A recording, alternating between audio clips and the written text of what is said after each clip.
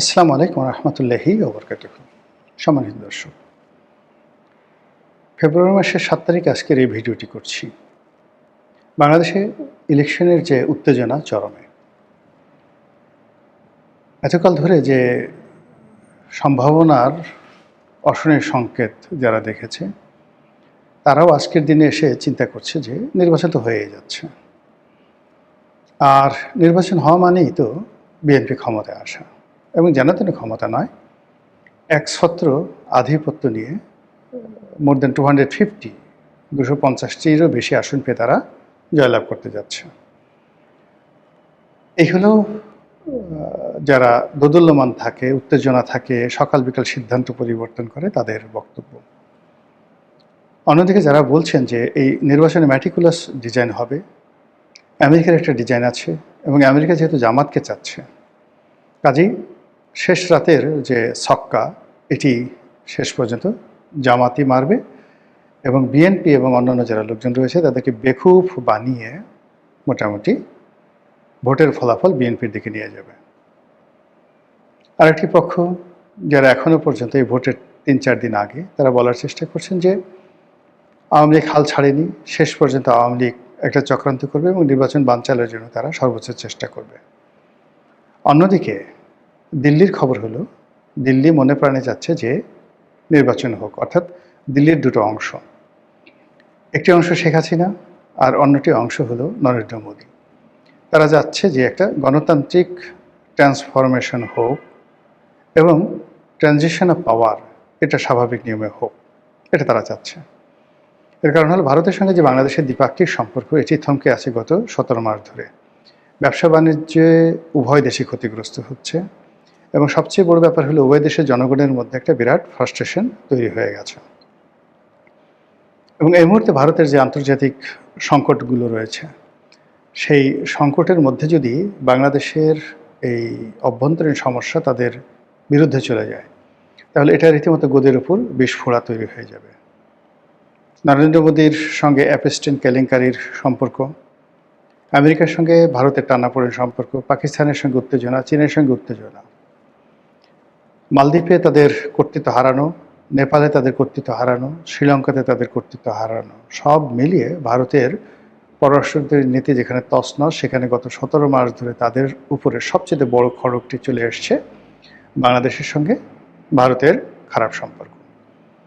তো বাংলাদেশের সঙ্গে ভারতের খারাপ সম্পর্কের ফলে কি হচ্ছে, অন্যান্য দেশগুলোতে ভারতের জন্য যতটা না হুমকি, তার চেয়ে বাংলাদেশের মাটি ভারতের জন্য 100 গুণ হুমকি তৈরি করতে পারে।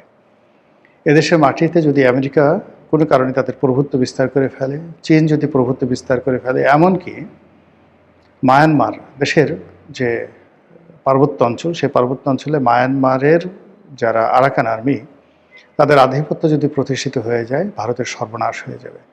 তো এই বিষয়গুলো মাথায় রেখে ভারত যে কোনো মূল্যে চাচ্ছে যে বাংলাদেশের সঙ্গে একটা সৌহার্দ্যপূর্ণ সম্পর্ক। তো সেই সম্পর্কটি ডক্টর মোহাম্মদ ইউনূসের সরকারের সঙ্গে যেহেতু হয়নি, আগামীতে সেটা হবে না।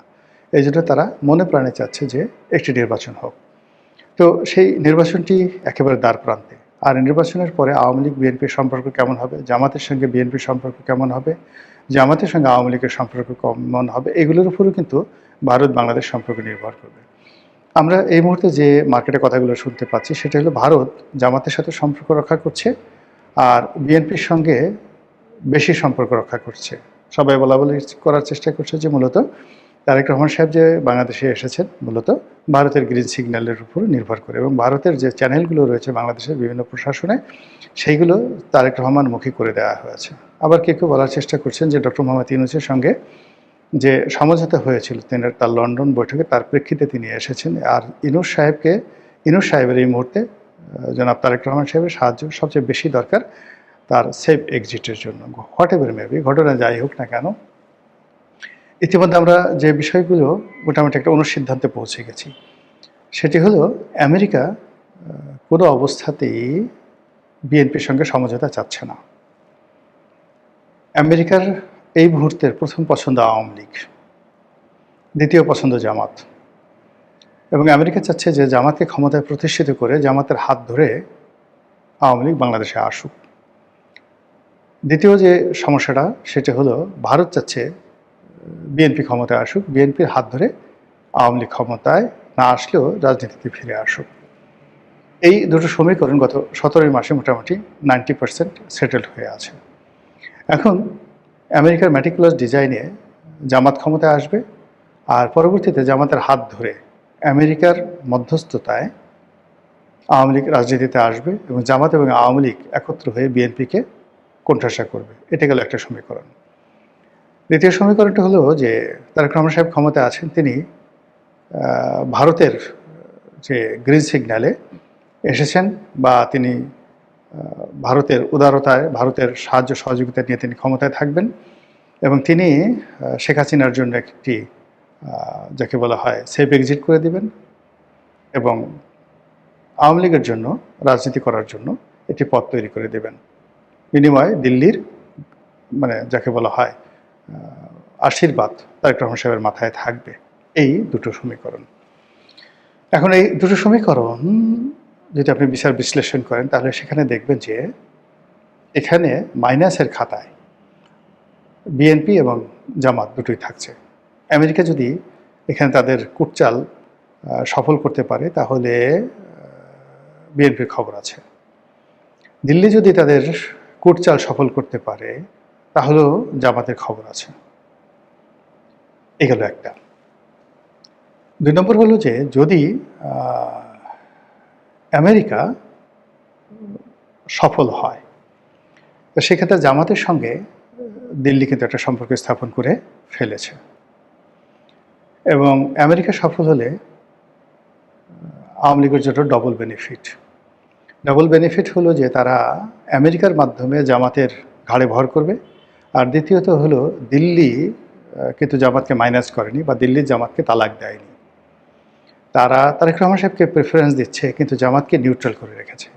যদি জামাত আপন ক্ষমতা বলে কৌশলে তারা ক্ষমতা লাভ করতে পারে তাহলে দিল্লির সঙ্গে তাদের সম্পর্ক খারাপ হবে না। কি জটিল একটা অবস্থা আপনি চিন্তা করেন। এবং সেক্ষেত্রে আওয়ামী লীগ ক্ষমতায় চলে আসবে বা রাজনীতিতে চলে আসবে পরবর্তী ধাপে দিল্লির এই কূটকৌশলে।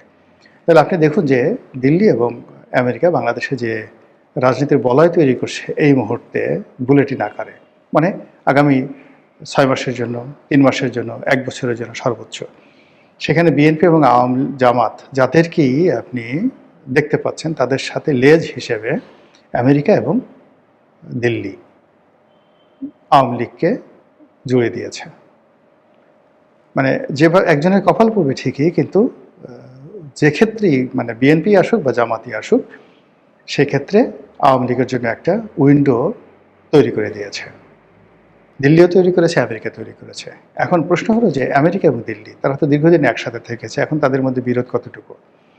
এখন তাদের বিরুদ্ধে মানে বিরোধ হলো আপেক্ষিক। ইউক্রেন যুদ্ধের নিষ্পত্তির উপর এবং ইরান যুদ্ধের নিষ্পত্তির উপরে কিন্তু আমেরিকা এবং ভারতের সম্পর্ক নির্ভর করবে এবং এই সম্পর্কটা লং টার্মে খারাপ থাকবে না। এর কারণ হলো ভারত এত বড় মার্কেট এবং আমেরিকাতে ভারতের এত বড় বিনিয়োগ, ওটাকে আসলে চ্যালেঞ্জ জানানোর মতো ক্ষমতা ডোনাল্ড ট্রাম্পের নেই। কাজেই তাকে ইচ্ছাই হোক অনিচ্ছাই হোক যেভাবেই হোক না কেন তাকে এখন সম্পর্ক স্থাপন করতেই হবে আমেরিকার সাথে, বা আমেরিকাকে সম্পর্ক স্থাপন করতে হবে ভারতের সাথে। তো সেই ক্ষেত্রে আপনি বাংলাদেশের রাজনীতিতে আগামীতে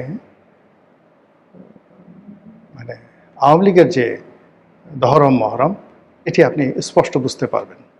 ফলে আপনি দেখেন যে হঠাৎ করে আজকে দেখলাম যে তারেক রহমান সাহেব রয়টার্সে যে বক্তব্য দিয়েছেন সেই বক্তব্যের একটি গুরুত্বপূর্ণ অংশ ফটোকার্ট আকারে রীতিমতো ভাইরাল হয়ে গেছে। সেখানে তিনি জনাব সজীব ওয়াজেদ জয়া এবং সায়মা ওয়াজেদ পুতুলের যে রাজনীতি সেই রাজনীতির ব্যাপারে তিনি গ্রিন সিগন্যাল দিয়েছেন। তার বক্তব্য যে আগামীতে বিএনপি যদি ক্ষমতায় আসে অবশ্যই তিনি সাহায্য করবেন, আর ক্ষমতা না আসলেও দল হিসেবে বিএনপি কোনো অবস্থাতেই তারেক রহমান সাহেব এবং তার যারা লোকজন রয়েছেন কোনো অবস্থাতেই শেখ হাসিনার যারা সন্তান তাদের রাজনীতির ব্যাপারে তাদের কোনো আপত্তি নেই। তাদের বক্তব্য হলো জনগণ যদি তাদেরকে চায় তাহলে তাদের অসুবিধাটা কী। তো যেটা বলছিলাম যে এই যে একটা জটিল রাজনীতি, সেই রাজনীতির আবর্তে বাংলাদেশ নিয়ে এখন ভারত এবং আমেরিকা টানাটানি করছে এবং সেই টানাটানিতে আমেরিকা সঙ্গত কারণেই এবং যাকে বলা হয় বিএনপিকে পছন্দ করছে না, আর সঙ্গত কারণেই দিল্লি বিএনপিকে টেনে নিয়েছে। আবার অন্যদিকে সঙ্গত কারণেই আমেরিকা জামাত ইসলামীকে টেনে নিয়েছে কাছে, আর সঙ্গত কারণেই দিল্লি জামাত ইসলামীকে শত্রু না বানিয়ে নিউট্রাল করে রেখেছে। এই যে আমেরিকা এবং ভারতের যে রশ্মি টানাটানি, সেই রশ্মি টানাটানির দুটো উপলক্ষ আছে। একটা হলো বঙ্গোপসাগরে আমেরিকা তার কর্তৃত্ব চায়। বাংলাদেশের ভূমির উপর তার কোনো অধিকার দরকার নেই, কিন্তু বঙ্গোপসাগরে তাদের কর্তৃত্ব দরকার এবং সেই কর্তৃত্বের জন্য তাদের সেন্ট মার্টিন লাগবে। এটি হলো তাদের মেইন দাবি, যেটি শেখ হাসিনা বলেছিল যে জীবন চলে গেল সেন্ট মার্টিন দেব না। ফলে তারা যা কিছু করছে আমেরিকার তাবেদার হয়ে যারাই আগামীতে ক্ষমতা আসবে, এখন যারা আছে তারা যদি আমেরিকাকে রাজি খুশি করে ক্ষমতায় থাকতে চায় তাদেরকে সেন্ট মার্টিন দিতে হবে। দ্বিতীয় ধাপে তাদেরকে বার্মা অ্যাক্ট বাস্তবায়ন করতে হবে। এর কারণ হলো বার্মা অ্যাক্ট যদি তারা বাস্তবায়ন করতে পারে তাহলে তারা চীনের উপর যে প্রসার মানে যে প্রভাব বিস্তার করতে পারবে বার্মা অ্যাক্টের মাধ্যমে। এটা আর কোনোভাবে ইভেন বঙ্গোপসাগর দিয়েও সেটা সম্ভব নয়। তাদেরকে চীনের উপর যদি নিয়ন্ত্রণ প্রতিষ্ঠা করতে হয় অবশ্যই তাদেরকে এই বার্মা অ্যাক্ট বাস্তবায়ন করতে হবে। তো এই জন্য এই অঞ্চলে আমেরিকা অতীতে যে কোনো সময় চেয়ে বেশি নজরদারি করছে এবং তারা বিনিয়োগ করছে, স্বার্থ দেখাচ্ছে এবং নাক গলাচ্ছে।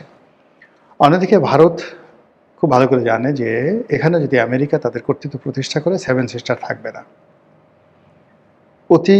অধিকন্ত যদি এখানে চীন কর্তৃত্ব স্থাপন করে ফেলে, এমনকি এখানে যদি দক্ষিণপন্থী গ্রুপের উত্থান ঘটে তাহলে তাদের সেভেন সিস্টার থাকবে না। আসাম তো প্রশ্নই আসে না, আসাম এবং ত্রিপুরা থাকবেই না।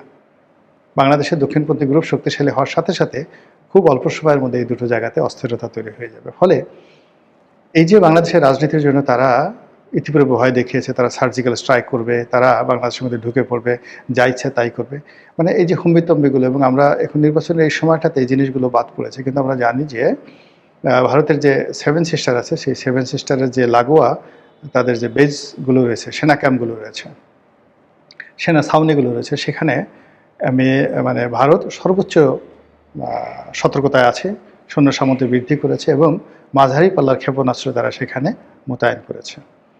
কাজেই এই যে বাংলাদেশকে নিয়ে তারা যে এখন টানাটানি করছে, ভারত টানাটানি করছে, আমেরিকা টানাটানি করছে, এই টানাটানি তাদের ব্যবসায়িক স্বার্থ, তাদের ভৌগোলিক স্বার্থ, তাদের রাজনৈতিক অস্তিত্ব, যার বলির পাঠা হতে যাচ্ছি আপনি আমি সকলে। আল্লাহ আমাদের সবাইকে হেদায়েত দান করুন এবং হেফাজত করুন। আসসালামু আলাইকুম ওয়া রাহমাতুল্লাহি ওয়া বারাকাতুহু।